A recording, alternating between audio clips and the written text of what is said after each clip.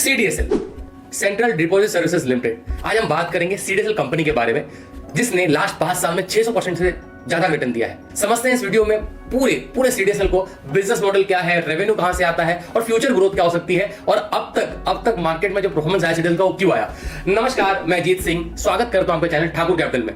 अब देखें तो बीएसई इंडिया में प्रमोट करती है सीडीएसएल को, और 20% का स्टेक है सीडीएसएल में बीएसई का। अब अपने स्क्रीन पे देख सकते हैं share holding pattern.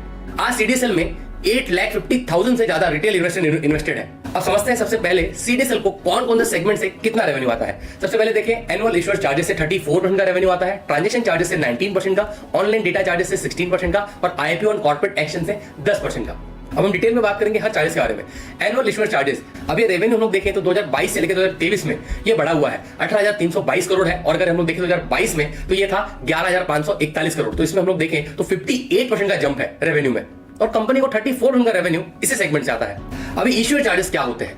Annual issuer charges वो है कि अगर किसी कंपनी को अपना जो शेयर्स है वो डीमेटाइजेशन करवाना है और इलेक्ट्रॉनिक फॉर्म में रखना है तो सीडीएसएल वो सर्विसेज देती है। और अगर वो इलेक्ट्रॉनिक फॉर्म में रखने का जो चार्जेस है, अगर कंपनी की वैल्यूएशन 5 करोड़ तक है तो वो है 9,000 रुपए, 5 करोड़ से लेके 10 करोड़ तक है तो वो है 22,500 रुपए, और 10 करोड़ से लेके 20 करोड़ तक है तो वो है 45,000 रुपए, और अगर 20 करोड़ के ऊपर है तो वो है 75,000 रुपए पर ईयर। अब ये जो चार्जेस है ये सेबी डिसाइड करती है कि कितने चार्जेस हमको चार्ज करने हैं। और जैसे हम लोग एमसीए की बात करें, मिनिस्ट्री ऑफ कॉर्पोरेट अफेयर्स की, तो उन्होंने क्लियर कट अनाउंस किया है कि जो भी कंपनी अपने कंपनी में कॉर्पोरेट एक्शन लाना चाहती है तो उनको कंपलसरी डिमेटाइजेशन करवाना पड़ेगा अपना शेयर। ऐसी 80,000 कंपनीज है इंडिया में, मगर अब तक सिर्फ 11,000 कंपनी नहीं अपने शेयर्स डिमेटाइज करवाए हैं। तो हम लोग देखें तो यहाँ ड्यूअल मोनोपोली बिजनेस होने के कारण एनएसडीएल और सीडीएसएल को इसका फायदा मिलेगा आने वाले टाइम में। और कंपनी को यहाँ पे जो 34% का रेवेन्यू आता है, यहाँ से हमको और रेवेन्यू इंक्रीज होता हुआ दिखेगा फ्यूचर में।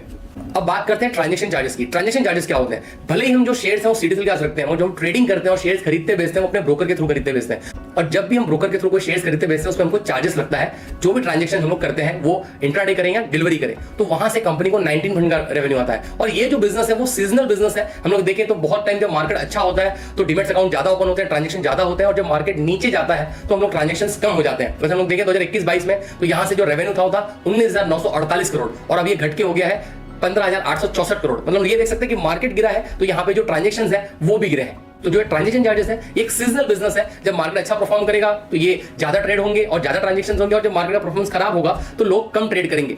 अब हम लोग पूरे इंडस्ट्री को देखें तो 100% में से 42.46% जो ऑनलाइन बिजनेस कर रही हैं, जो जैसे जीरोधा है, एंजल वन है, अपस्टॉक है, ये सब कंपनी अपना मार्केट शेयर लेके रखी है, और बाकी है जो ऑफलाइन लेके रखी है। अभी इंडिया में टोटल 5 जो सबसे जो बड़े ब्रोकर हैं उनके पास 60% का मार्केट शेयर है, जिसमें हम लोग देखें तो जीरोधा के पास है 18.3% का मार्केट शेयर, जिनके पास सीडीएसएल में 66 लाख अकाउंट होल्डर है। उसके बाद देखें तो जो सेकंड है वो है ग्रो, जिसके पास 14.1% का मार्केट शेयर है, और इसके 51 लाख क्लाइंट एक्टिव है। थर्ड अगर हम लोग देखें तो ये है एंजल वन, जिनका 11.8% का मार्केट शेयर है और 42 लाख क्लाइंट्स एक्टिव है। फोर्थ अगर देखें तो है अपस्टॉक, जिनका मार्केट शेयर है 11.6% और 42 लाख क्लाइंट्स यहां पे भी एक्टिव है। और पांचवा देखें तो ये है आईसीआईसीआई सिक्योरिटी, जिसका 7.8% का मार्केट शेयर और 23 लाख क्लाइंट एक्टिव है। अब उन्होंने जो ऊपर देखा जितने टोटल 5 ब्रोकर हैं, उसमें जो 4 बड़े ब्रोकर हैं जैसे जीरोधा, ग्रो, एंजल वन और अपस्टॉक, इनका 55% का मार्केट शेयर है, और ये इन्होंने जो टाई अप किया अपना सीडीएसएल के साथ किया है। तो यहाँ पे अगर जब भी ये डीमैट अकाउंट ओपन करते हैं तो बाय डिफॉल्ट सीडीएसएल को इसका फायदा होता है। आज बात करें तो सीडीएसएल के पास 585 कंपनीज है जो रजिस्टर्ड है, जैसे ये ब्रोकर है, और वो कंटिन्यू डीमैट अकाउंट ओपन करते हैं। उसका फायदा सीडीएसएल को होता हुआ दिखता है हमेशा। थर्ड है online data charges. Company e KYC का भी बिजनेस ऑपरेट करती है, और यहाँ पे देखें तो ई केवाईसी में सीडीएसएल का 60% से ज्यादा का मार्केट शेयर है, और यहाँ से कंपनी को 16% का रेवेन्यू आता है। तो चौथी बात करें तो आईपीओ और कॉर्पोरेट एक्शन की, यहाँ से कंपनी को 10% का रेवेन्यू आता है। और टोटल हम लोगों ने जो बात की इस 4 सेगमेंट से ही कंपनी को 79% का रेवेन्यू आता है। और अब क्या क्या मोड है हम लोग देखें तो ऑपरेट इन ड्यूअल मोनोपोली। अब यहाँ पे देखें तो यह इंडस्ट्री में सिर्फ 2 प्लेयर हैं जिनके पास पूरा मार्केट है। देखें तो एनएसडीएल और सीडीएसएल, ये दोनों डुअल मोनोपोली एंजॉय करती हैं, जिस पर सीडीएसएल के पास 58% का मार्केट शेयर है, और एनएसडीएल काफी पीछे आ चुका है, मगर एनएसडीएल स्टार्टिंग में पहले स्टार्ट हुआ था। और यहाँ पे जो एंट्री है वो बहुत रिस्ट्रिक्टेड है, क्योंकि बहुत जल्दी इजीली लाइसेंस अवेलेबल नहीं होते, और इसके लिए ग्रोथ फ्यूचर में भी बनी रहेगी। Asset light business model, company एक एसेट लाइट बिजनेस मॉडल पे काम करती है। देखिए तो कोई फिक्स कॉस्ट नहीं है, कोई मशीनरी नहीं है, और यहाँ पे जो भी कंपनी ऑपरेट कर रही है, जैसे भी यहाँ पे कुछ भी अगर एक्टिविटीज होती है तो डायरेक्टली कंपनी के प्रॉफिट पे इसका असर दिखता है, क्योंकि जो ऑपरेशन मार्जिन है वो बहुत कम है। बात करें नेटवर्क इफेक्ट, और एक सबसे बड़ी बात है कि बैरियर प्लेयर्स के लिए अगर दूसरे नेटवर्क इफेक्ट देखिए तो आज कंपनी के पास 598 है जो डीपी रजिस्टर्ड है, जो ब्रोकर्स रजिस्टर्ड है, और 9 करोड़ से भी ज्यादा लगभग 10 करोड़ डीमेट अकाउंट बन चुके हैं और ये कंटिन्यू कंपनी के साथ ऑपरेट करेंगे क्योंकि ये जल्दी स्विच नहीं करते कि अगर एक बार उन्होंने टाइप कर लिया तो ये भी एक कंपनी के लिए बेनिफिट है।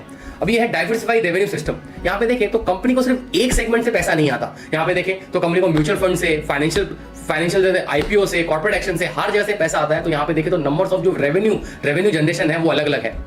अब ये सब हमने बात की, अब देखते हैं कौन सी चीजें कंपनी के फेवर में नहीं है। Cycling revenue system. अब देखें तो जो 29% का जो रेवेन्यू है वो कंपनी को साइकिलिंग बिजनेस से आता है, जो ट्रांजैक्शन चार्जेस और आईपीओ और कॉर्पोरेट एक्शन से है। तो जब मार्केट अच्छा होता है तो यहाँ पे रेवेन्यू बढ़ता है, मगर जब मार्केट परफॉर्मेंस खराब होता है तो यहाँ पे इतना अच्छा रेवेन्यू कंपनी को नहीं मिलता। बाद में देखें रेगुलेटरी हर्डल है। यहाँ पे जो 34 का रेवेन्यू आता है वहां पे टोटली जो 5,000, 9,000, 22,500, 45,000, 75,000 जो भी पैसे चार्ज कर रहे हैं कंपनी के वैल्यूएशन को देख के वो सेबी डिसाइड करती है। इनके हाथ में नहीं है कि कितना चार्ज कर सकते हैं। तो अगर सेबी अगर फ्यूचर में अपने कोई भी डिसीजन को अगर चेंज करती है तो यहां पे प्रॉफिट एंड लॉस पे फर्क पड़ सकता है सीडीएसएल के। अब ओवरऑल कंक्लूजन क्या है, हम क्या सोचते हैं सीडीएसएल के बारे में, ये देखें तो कोविड के बाद मार्केट एक अलग तरीके से बिहेव किया। हम लोग देख सकते हैं कि पहले कोविड के पहले सिर्फ 3 करोड़ डीमेट अकाउंट थे, मगर आज हम लोग देखें तो ये 12 करोड़ डीमेट अकाउंट हो चुके हैं और 2030 तक ये 32 करोड़ डीमेट अकाउंट हो जाएंगे। तो इसका फायदा जरूर सिर्फ डुअल मोनोपोली है तो एनएसडीएल और सीडीएसएल को ही मिलता हुआ दिखेगा और ग्रोथ भी काफी बढ़िया। यहाँ पे देखें तो 13.5% सीजीआर से ग्रोथ होगा आने वाले कम से कम 7 साल में। और दूसरी चीज देखें तो यहाँ पे 80,000 कंपनीज हैं जिनको रजिस्टर करने के लिए कहा है एमसीए ने, मगर सिर्फ 11,000 कंपनियों ने किया है। तो यहाँ से कंपनी को 34% का मार्केट शेयर आता है। तो जैसे कंपनी रजिस्टर्ड होंगी यहाँ पे उनका अपने शेयर्स को जैसे कंपनी डीमेटलाइजेशन करेंगी, यहाँ पे एनएसडीएल और सीडीएसएल को इसका फायदा होता होगा दिखेगा। और ड्यूअल मोनोपोली की वजह से सिर्फ यही 2 ही जन है जिनको इसका फायदा मिलेगा और आगे इनका रेवेन्यू और बढ़ेगा। लास्ट 5 साल में ब्रोकिंग इंडस्ट्री में 15% सीएजीआर से ग्रोथ हुआ है और आने वाले टाइम में ये 13.61% से सीएजीआर से ग्रोथ होता रहेगा, एक ऐसा एक्सपेक्टेड है।